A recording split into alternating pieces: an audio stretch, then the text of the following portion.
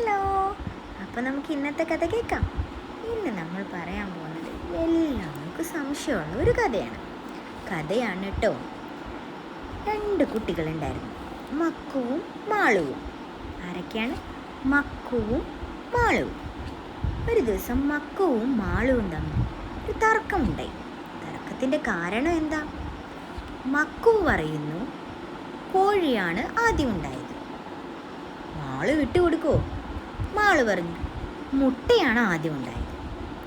അവർ തമ്മിൽ നല്ല തർക്കമായി. അവസാനം തർക്കം അച്ഛൻ്റെ അടുത്ത് എത്തി. മക്കു പറഞ്ഞു കോഴിയാണ് ആദ്യം ഉണ്ടായത്. മാള് പറഞ്ഞു മുട്ടയാണ് ആദ്യം ഉണ്ടായത്. അച്ഛൻ ഇത് കേട്ട് മിണ്ടാണ്ട്.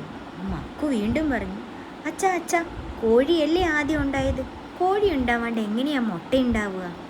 മക്കു. അപ്പോൾ മാള് പറഞ്ഞു അച്ഛാ മുട്ടയിൽ നിന്നല്ലേ കോഴി ഉണ്ടാവണേ, മുട്ടയില്ലാണ്ട് എങ്ങനെ കോഴി ഉണ്ടാവും?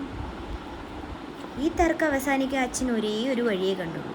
അച്ഛൻ പറഞ്ഞു നിങ്ങൾ നിർത്ത്, ഞാൻ പറയാം എന്താ ഉണ്ടായത്. കോഴിയുടെ വയറ്റിൽ മുട്ടയുമായാണ് കോഴി ഉണ്ടായത്. ദൈവം സൃഷ്ടിച്ചപ്പോൾ കോഴിയുടെ വയറ്റിൽ ഒരു മുട്ടയും കൂടെ ഫിറ്റ് ചെയ്താണ് ദൈവം സൃഷ്ടിച്ചത്. അപ്പോൾ 2 പേരുടെയും തർക്കം തീർന്നു. അപ്പോൾ 2 മുട്ടയും കോഴിയും ഒരുമിച്ചാണ് ഉണ്ടായതെന്നായി. അങ്ങനെ ആ തർക്കം അവിടെ അവസാനിച്ചു. അപ്പം ബുദ്ധിപൂർവ്വം നമ്മൾ നീങ്ങിയാൽ നമുക്ക് തർക്കങ്ങൾ ഒഴിവാക്കാം, അല്ലേ?